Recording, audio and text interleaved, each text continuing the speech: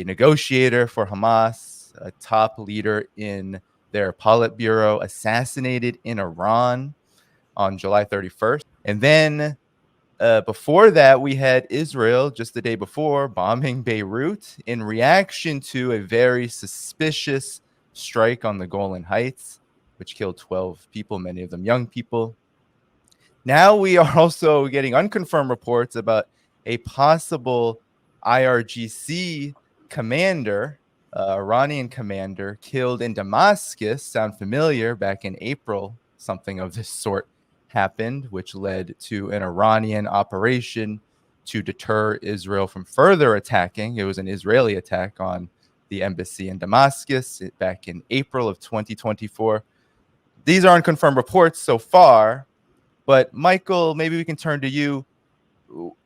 How do you see it based on your geopolitical and economic analysis, this kind of spiraling, it seems, of Israel broadening this war to a regional and global level? Because, of course, we are also entering the 1 year point. We're getting very close to that 1 year point of the overall genocidal campaign in Gaza.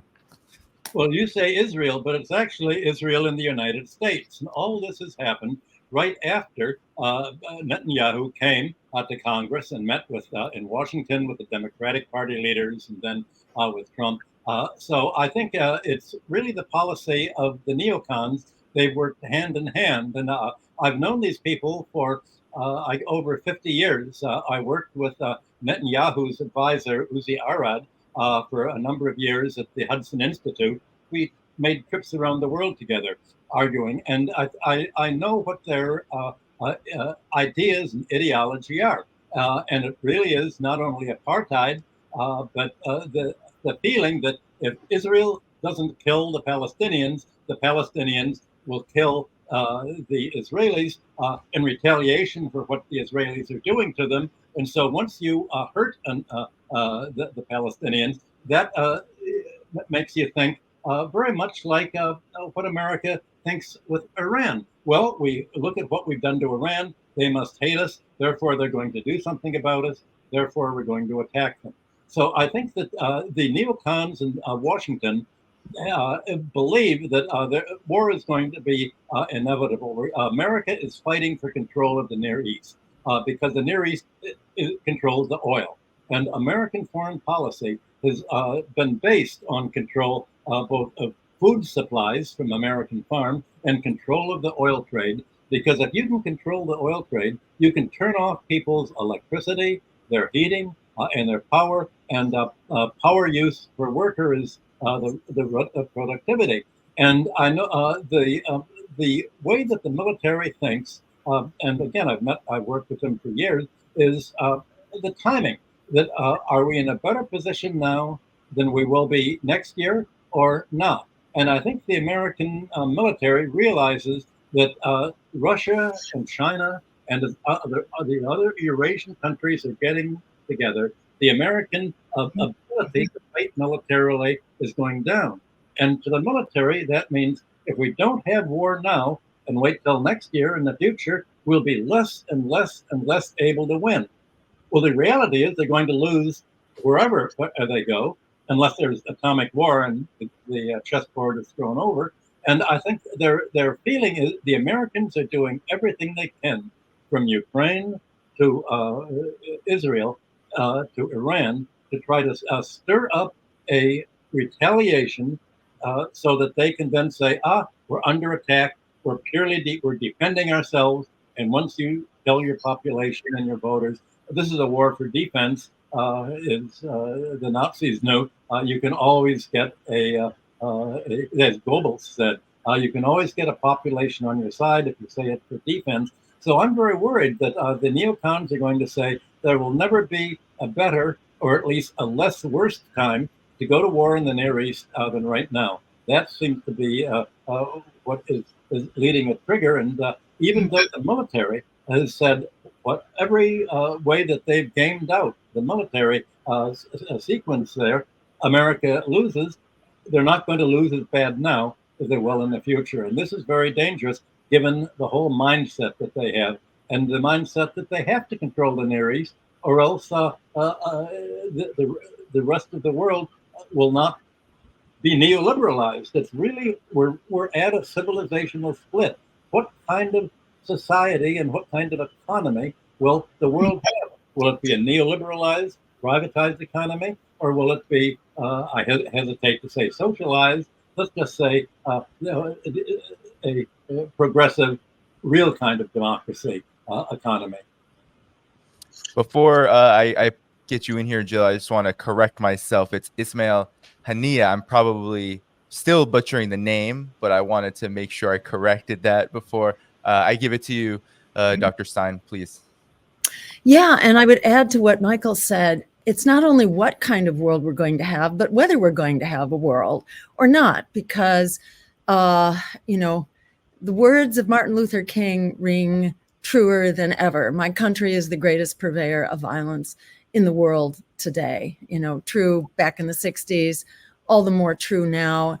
And echoing what you said, Danny, or actually, I think it was what Michael said also, that this is not just Israel. This is Israel enabled, empowered, funded, and armed by the US of A. So we are deeply embroiled in this. And clearly what Netanyahu is doing is, you know, this screams as an effort to prolong and expand the war and to drag the US into it. It will be very hard for the US not to be dragged into it, because Israel is simultaneously attacking, you know, Yemen.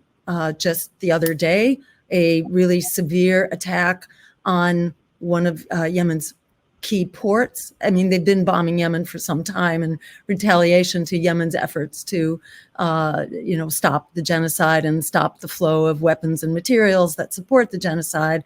And Israel has been responding in kind, and worse, basically, with, you know, bombing Yemen. And then there's been a big push on that bombing just last week. And then now within 24 hours, you have back-to-back assassinations that really look tailor-made to further escalate. And, you know, in particular, assassinating the head of negotiations for Hamas.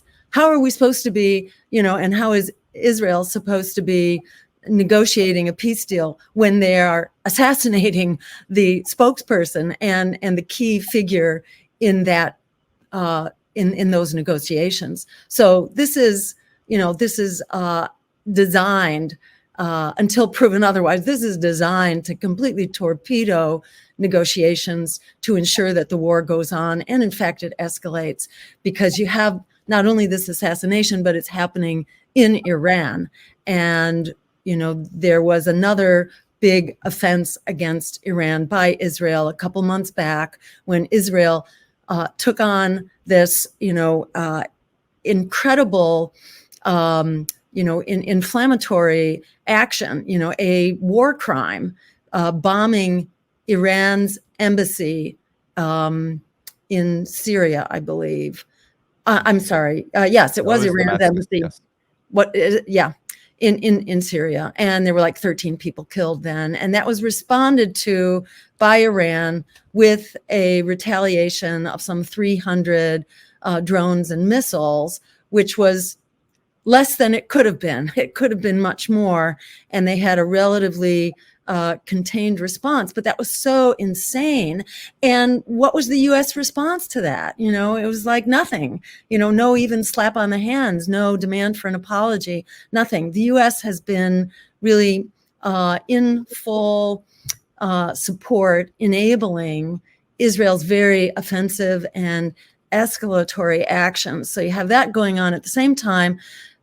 You know, with this back-to-back assassination, bombing an intensely dense area in Beirut, where some 70 people were injured. Reportedly, there were only 4 deaths, but it's hard to believe that if 70 people were injured, there were only 4 deaths. We'll see, you know, what the numbers eventually turn out to be.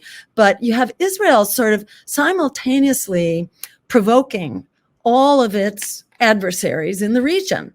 It's going to war now intensively against Lebanon and Hezbollah in Lebanon, against Iran, against on the Houthis in Yemen, and this is outrageous, especially in the wake of Congress having invited this war criminal, murderer, to come, having applauded him, standing ovations, practically one a minute for the entire hour of his speech. Instead of applauding Netanyahu, the U.S. should have been arresting Netanyahu and turning him over to The Hague to be tried for war crimes. And, the U.S. is probably next on the docket here, because we are egging him on. We're encouraging him. What Congress did was, essentially to give him a complete blank check to keep going.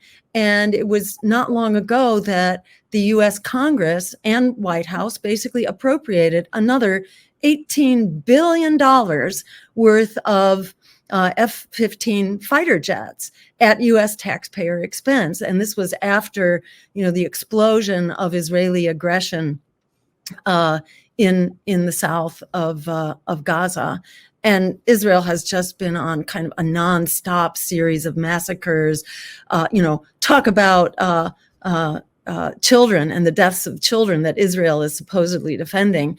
Israel has been wiping out children, to the tune of some 16,000 recorded deaths, but it's likely way more than that, far more, as indicated by the report from the Lancet journal, 2 or 3 weeks ago, that a total of some 40,000 deaths is probably more like approaching 200,000 deaths, actually, considering, how the numbers are counted and not counted. And among them, are all these child-directed assaults, on soccer fields, on schools, on refugee centers. It's just shocking and horrific what's going on. And in the middle of that, the U.S. rewards Israel with another $18 billion worth of these F-15 fighter jets. So the U.S. has blood all over its hands, not just on its hands, but, on its face, from head to toe.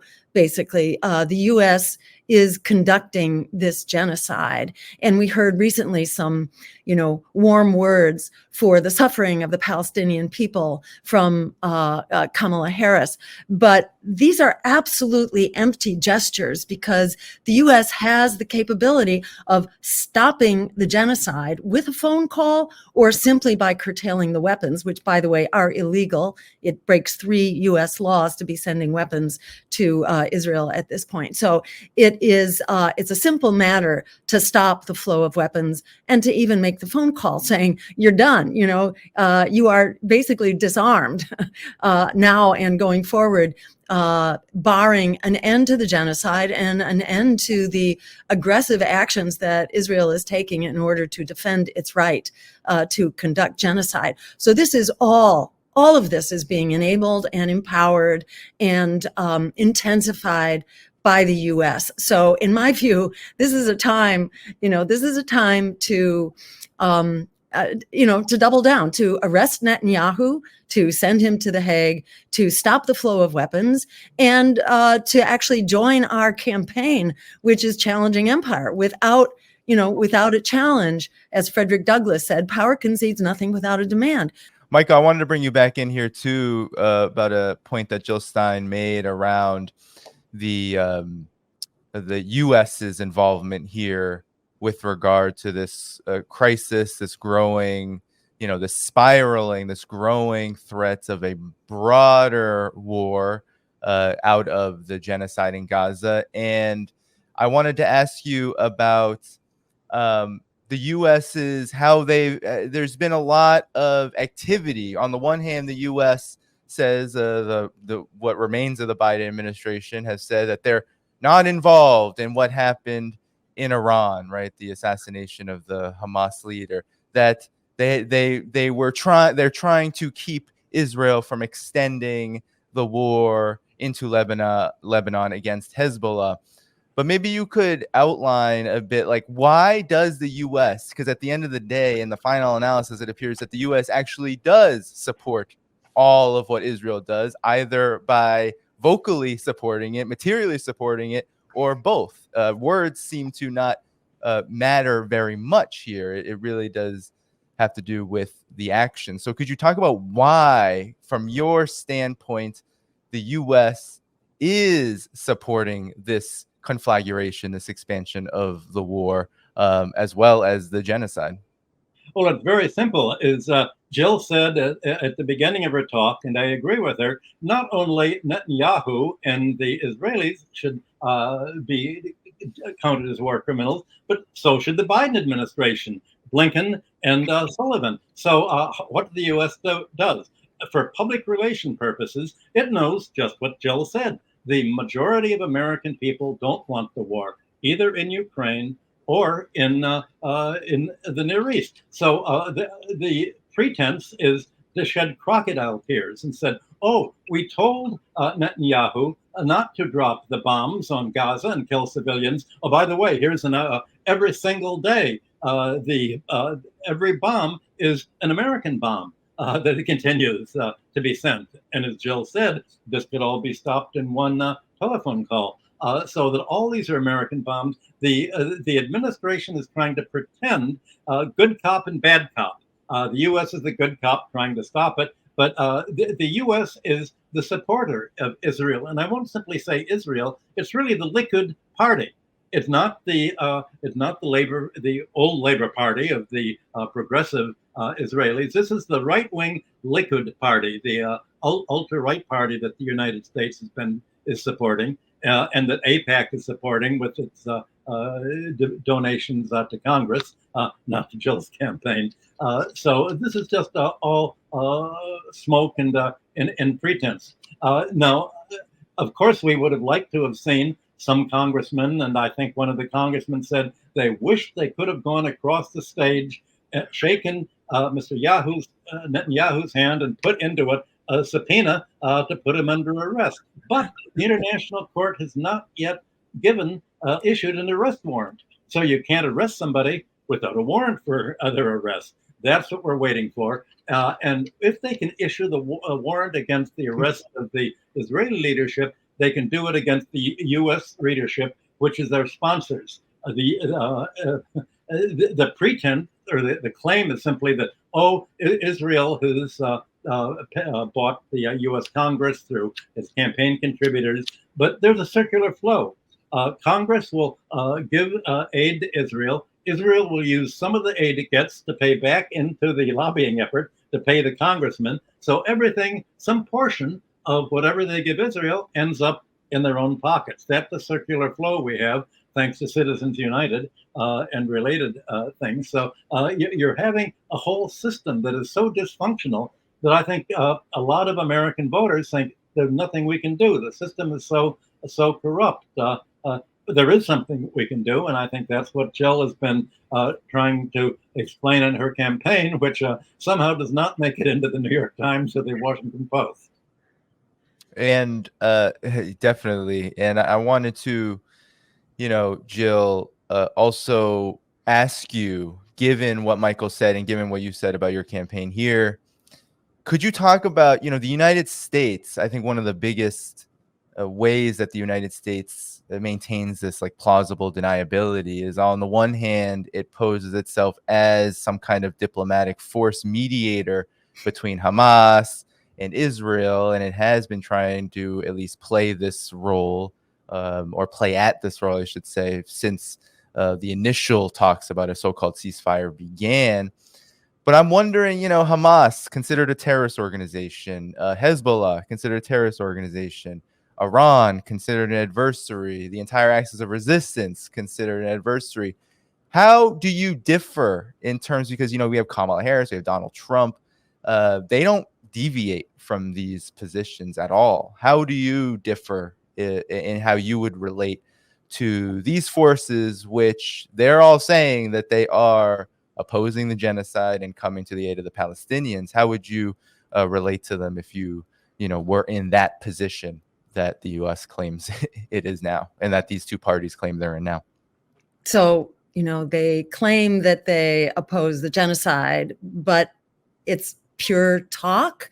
They have the power to stop the genocide immediately. And on day one,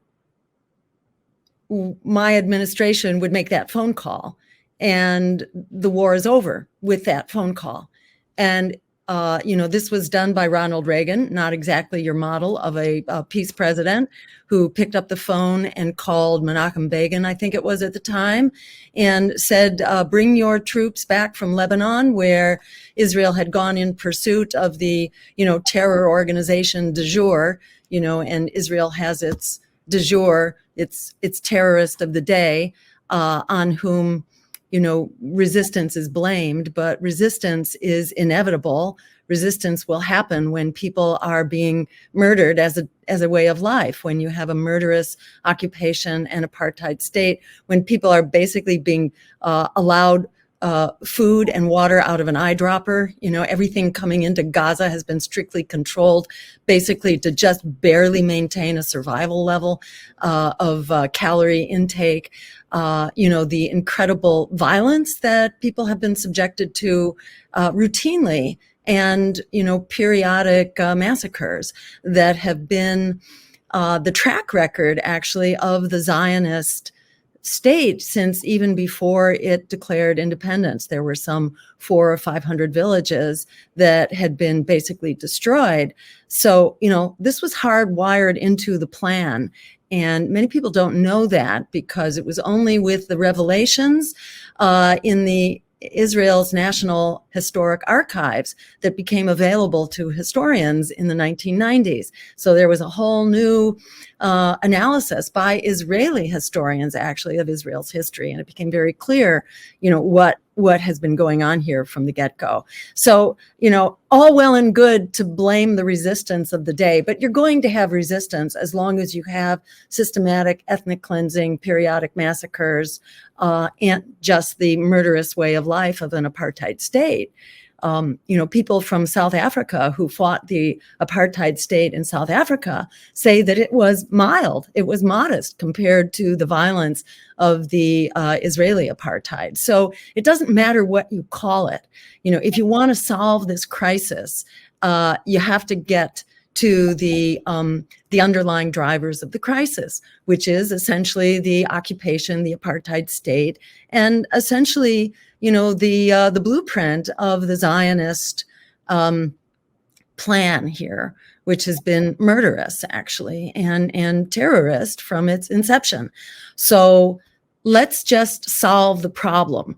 And let's also understand that this is not only a problem for Palestine, this is also a survival problem for Israel. There's no way that Israel gets out of here alive, having basically amped up its neighbors who are stronger than Israel. When you combine Iran and Hezbollah, and then, other partners, and potentially Russia, which is in a military alliance with Iran, which also has nuclear weapons. And Israel, of course, has nuclear weapons in violation of the non-proliferation treaty. Israel also has those weapons. It raises real questions about, so what do you do? How do you force a regime that has shown every indication of being psychopathic, and how do you stop them? So you basically disarm them. You disarm them by ending the flow of weapons. And further, you institute an economic boycott, which could be done right now. And, the basis for that is there in the second ICJ ruling, which essentially said that occupation and apartheid is absolutely illegal. And it's, it's necessary to take all conceivable measures to correct that. So it really does lay the groundwork and justify a national boycott.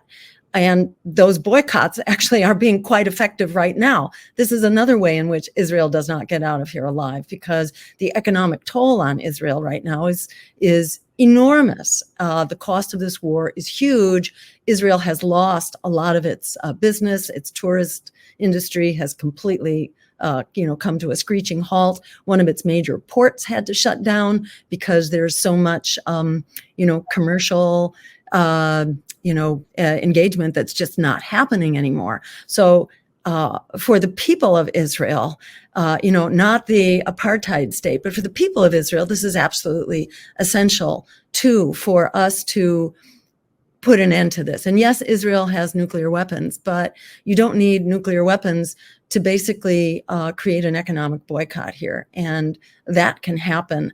I don't think that needs to happen if our leadership would simply stand up and do like Ronald Reagan did, or like Dwight Eisenhower did many decades earlier, I think in the 1950s, when Dwight Eisenhower basically made that phone call as well and told not only Israel, but I think also France and possibly Egypt. No, they were in Egypt. Yes, and he recalled Israel and company from Egypt, and that likewise had an immediate turnaround. So the U.S. has all the power. This is not rocket science about how to solve this. This is simply a matter of re-engaging our democracy and political empowerment that demands that we have elected officials who are serving us, not serving the military industrial complex, the war contractors, the fossil fuel industry, APAC, et cetera. This is about simply doing the bidding of the American people in a way that protects us all, that ends the impoverishment and the endangerment of all of us at the way that our foreign policy is currently being conducted. Michael, I wanted to ask to get you back in here about the ramifications of what we've seen in the last few days, and whether you feel like a broader war indeed could come out of this, because as Dr. Stein has mentioned, the last time that Israel struck inside of Iranian territory, inside of that struck Iran from Damascus, they struck Iran through the embassy and killed a top IRGC commander. The last time top IRGC commanders, the last time that happened, Iran did engage in a very open, there was a lot of communication with the United States, but they did engage in a deterrence operation. Now, with this huge figure, I mean, Ismail Haniyeh is a huge figure here. He is someone who is tasked with negotiations, and it seems like it's sending a huge message to do it within Iran. Do you feel like Iran may respond here in kind, and we haven't even gotten to Hezbollah? So do you feel like this war is coming, or do you feel like how do you assess this situation going forward? Well, what Iran did was to show that it could bomb precision bombs American bases in Syria and in Iraq. It told America the bombs are coming, try to defend yourself. It very carefully avoided hitting any American soldiers there. Just wanted to demonstrate, do you really want war? Here's what we can do. Hezbollah did exactly the same thing with Israel. It showed that it could penetrate the Iron Dome at will, and that it had its aerial, a complete control of the aerial air over Israel. They are doing everything they can to stay out of the war because they realize that the United States and Israel, but really the United States, is trying to goad them into war. And you realize that if someone has declared themselves as your enemy, and if they're trying to goad you into war, they must have a plan that, like in the old Western, you'll have the gunslinger that's a good fast draw, trying to goad some local guy into pulling his gun, and then the gunslinger shoots him first. I think that that's what Iran and Hezbollah realized. They're doing everything to stay out. And as I look at it, they're very much in the position of President Putin in Russia. They're amazingly patient. Mm-hmm. They know that America wants to accelerate war and wants a war now, and that it's all set up for it, probably with really, really big weapons that are going to be more violent than anything we've seen since World War II. And these other countries are not responding to the goading. What they're doing is making alliances with each other, just as Russia and China have admitted Iran into the Shanghai Cooperation Organization, Eurasia's version of NATO. The other countries are solidifying their mutual support so that they can be independent, not only of the United States, but of the United States and NATO, the whole NATO West. So they're saying, well, what we're trying to do is let the West go its way. We'll go our way. We're going to have a different kind of economy than the West. We're back into what this fight is really about. Is for what kind of society and what kind of civilization are we going to have? Will it be neoliberal, privatized, all centered in one country, the United States, or will it be a multilateral, win-win, non-exploitive economy of mutual gain? Because mutual gain is the only way that you can get other countries to join. And that's what Eurasia is doing in Africa and other Asian countries to make alliances. They're solidifying the alliances. And in fact, the American challenge to them is driving them into a mutual alliance. So they're looking at the long term. America's looking at what can we do in the short term. It's really a fight in a world view that we're seeing right now. And I suspect that they're going to be patient enough not to do anything as long as they can restrain themselves from the kind of provocation that the United States is doing all the way from the Near East to Ukraine. Thank you for tuning in to my latest video. I appreciate all of your support. This channel, however, needs your help.